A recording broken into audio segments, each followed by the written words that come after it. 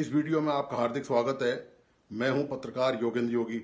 दोस्तों, पूर्वी राजस्थान की राजनीति में फिर एक नया संकट खड़ा हो गया है और वो संकट खड़ा हुआ है डॉक्टर किरोड़ीलाल मीणा की वजह से।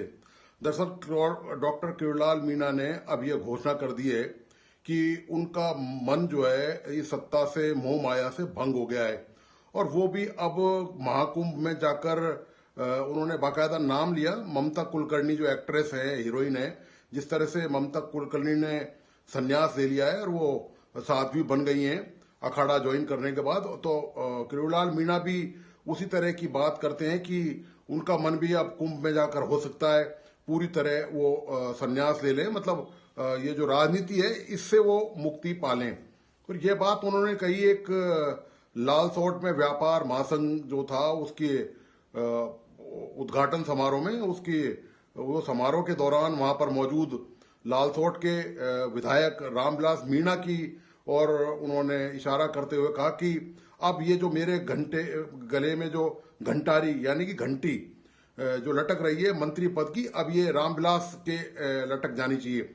यानी कि डॉक्टर किरोड़ीलाल मीणा ने ये इच्छा जाहिर करी कि वो अब उनका जो इस्तीफा दिया गया है, जिसको अभी तक स्वीकार नहीं किया गया है, वो मंत्री पद अब रामविलास मीणा को दे दिया जाए।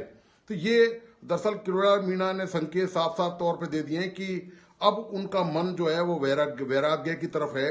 दरअसल मेरा मानना यह है दोस्तों, ये वैराग्य नहीं, ये चारों तरफ से जो खेमा बंदी हुई है किरोड़ीलाल मीणा के मामले को लेकर, उनकी राजनीति को लेकर, ये उसकी हताशा और निराशा का नतीजा ज्यादा नजर आता है, बजाय ये कि किरोड़ीलाल मीणा वैराग्य की तरफ नजर आए। 45 साल तक पूर्वी राजस्थान के एक छत्र नेता डॉक्टर किरोड़ीलाल मीणा ने पंचायत से लेकर विधानसभा, राज्यसभा और लोकसभा सारे सभाओं का उन्होंने प्रतिनिधित्व किया है। वो एमपी रहे हैं, वो 4 बार विधायक रहे हैं, वो मंत्री रहे हैं 2-2, 3-3 बार। इसके बाद भी अब यदि कोई उनकी इच्छा और ख्वाहिश बची हुई थी तो शायद पार्टी उसे पूरा नहीं कर पा रही थी।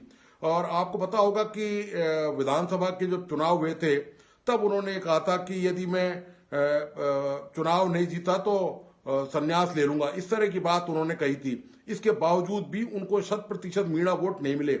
लोकसभा चुनाव में उन्होंने कहा कि वो यदि पार्टी चुनाव नहीं जीतती है, उनको जो जिम्मेदारी दी गई थी, उनको जो क्षेत्राधिकार दिया गया था लोकसभा का, वहां से भी बीजेपी ने बहुत अच्छा प्रदर्शन नहीं किया। तो इससे पहले उन्होंने कहा था कि वो मंत्री पद से इस्तीफा दे देंगे। तो जब बीजेपी का खराब प्रदर्शन हुआ, जिन इलाकों की जिम्मेदारी डॉक्टर मीणा को दी गई, उसके बाद डॉक्टर मीणा ने मंत्री पद से इस्तीफा दे दिया और उसके बाद से वो सक्रिय तो रहे राजनीति में। और वो सक्रिय क्या रहे, दरअसल वो मौजूदा जो भारतीय जनता पार्टी की सरकार है, मुख्यमंत्री भजन लाल की सरकार है, आप देखें तो वो दरअसल उन्हीं के लिए मुसीबत पैदा करते रहे। चाहे वो सब इंस्पेक्टर भर्ती परीक्षा का मामला हो या सवाई माधोपुर में खनन का मामला हो, अवैध खनन का, वो अपनी सरकार के खिलाफ ही कहीं ना कहीं परोक्ष तौर पर बयानबाजी करते नजर आए। और आपको याद होगा कि वो नरेश मीणा के समर्थन में भी वहां पर उन्होंने सभा की थी टोंक में जाकर, देवली उनियारा में, जब वो एसडीएम का थप्पड़ कांड हो गया था विधानसभा उपचुनाव के दौरान। अभी जब उपचुनाव हुए थे तब उस दौरान उन्होंने वहां पर सभा की थी और उन्होंने बाकायदा इस बात के लिए बहुत नाराजगी जाहिर करी और गृह मंत्री को उन्होंने फोन भी किया था इस बात को लेकर। और पूर्व में भी एक सवाल के जवाब में जब उनसे पूछा गया कि ये जो पूरा जो प्रकरण है, आपको याद होगा वो कविता शर्मा वाला प्रकरण, कि वो महेश नगर थानाधिकारी कविता शर्मा से इनकी झड़प हो गई थी और झड़प के बाद जब इन्होंने बाकायदा गृह मंत्री से उसकी शिकायत भी करी थी कविता शर्मा की, और उससे भी ये बहुत नाराज थे और मुख्यमंत्री पर इन्होंने इनडायरेक्ट रूप में भी आरोप लगाया था। सीधे तौर पर इन्होंने कुछ नहीं कहा, लेकिन इनडायरेक्ट रूप में इन्होंने जरूर कहा। तो ये जो तमाम, दरअसल मीणा को कहीं ना कहीं इस बात का अंदर से अफसोस तो होगा ही कि वो पूर्वी राजस्थान के कद्दावर नेता हैं और कम से कम मीणा समाज के, तो आज की तारीख में पूर्वी राजस्थान का जो मीणा समाज है उसके वो एक छत्र नेता आज भी हैं। उनकी एक आवाज पर आप जानते हैं कि हजारों लोग दौड़े चले आते हैं और धरना प्रदर्शन वो उनकी तासीर भी रही है।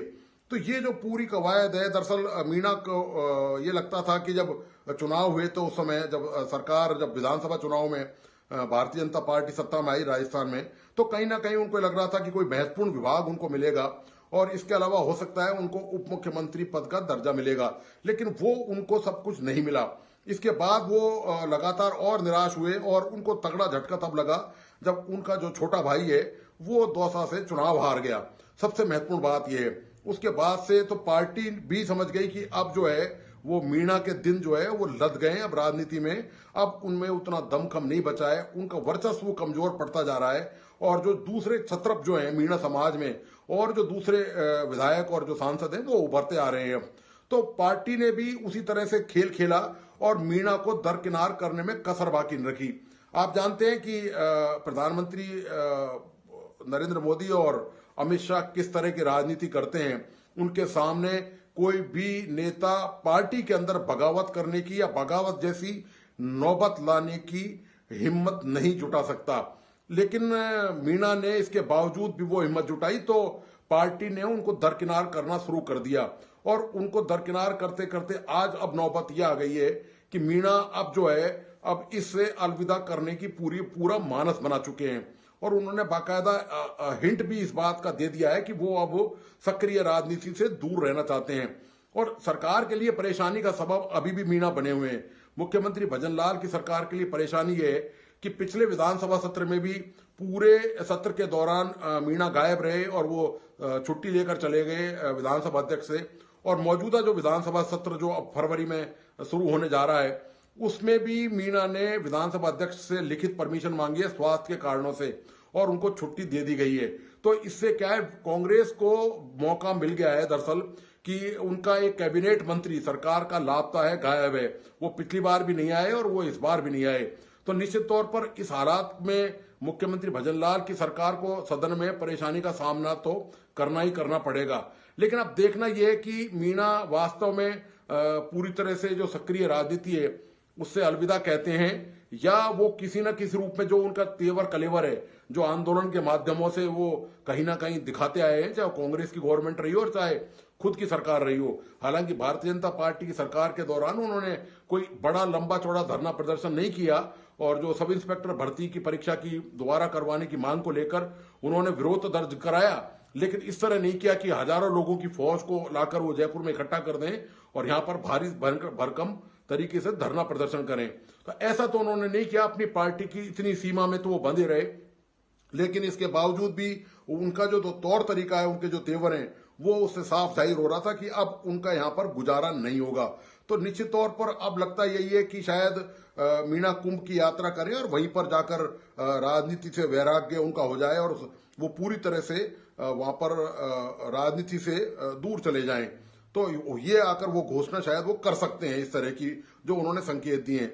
लेकिन ये जरूर है कि जब से भारतीय जनता पार्टी की सरकार राजस्थान में आई है पिछले एक सवा साल से कम और तो पार्टी के अंदर से, बाहर से तो पार्टी आप जानते हैं कांग्रेस से कैसे भी निपट लेती है क्योंकि पार्टी को स्पष्ट बहुमत है राजस्थान में। लेकिन अंदर से जो पार्टी को चुनौती है वो बहुत ज्यादा कोई और दूसरा नेता नहीं दे पाया है अभी तक, चाहे वो मंत्री पद को लेकर असंतोष हो या दूसरे मामलों को लेकर। लेकिन किरोड़ीलाल मीणा को आप जानते हैं, उनकी तासीर आप जानते हैं कि वो इस मामले में लोगों से जुड़े हुए हैं, उनकी राजनीति लोगों के जरिए चलती है। इसलिए उनको इस बात से बहुत ज्यादा अंतर नहीं पड़ता कि यदि वो थोड़ी बहुत आलोचना करेंगे और अनुशासनहीनता करेंगे तो पार्टी उनका कुछ बिगाड़ लेगी। तो ये दोस्तों अभी हालात हैं राजनीति की भारतीय जनता पार्टी के अंदर कि किस तरह से किरोड़ीलाल मीणा को लेकर भारतीय जनता पार्टी परेशान है। और निश्चित तौर पर ना तो भारतीय जनता पार्टी उनके खिलाफ कुछ कार्रवाई कर पा रही है और ना ही उन्होंने जो अब तक पार्टी को योगदान दिया है उसके बदले में उनको कोई पुरस्कार दे पा रही है। तो दोस्तों आपको आज का विश्लेषण कैसा लगा प्लीज अपने लाइक एंड कमेंट के साथ मुझे बताइए और साथ में इस वीडियो को अपने दोस्तों और परिजनों को जरूर शेयर करें। मेरी सभी दोस्तों से रिक्वेस्ट है कि ये मेरा राजस्थान का नया यूट्यूब चैनल है, प्लीज इसको लाइक सब्सक्राइब करें और बेल आइकॉन का बटन जरूर दबाइए।